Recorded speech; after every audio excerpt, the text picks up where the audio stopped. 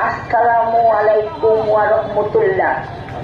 আমি হুসনায়া বেগম স্বতন্ত্র একটি প্রার্থী হিসাবে 12ই ফেব্রুয়ারি জাতীয় সংসদ সদস্য নির্বাচনে আমাকে ভোট দিয়ে বিজিত করা জামালপুর প্রশাসনের সকল ভোটার, শুভাকাঙ্ক্ষী, শুভানুধ্যায়ী, ফেসবুক, ফ্যান, প্রবাসী ও সর্বত্র জনগণের প্রতি আন্তরিক কৃতজ্ঞতা ও শুভেচ্ছা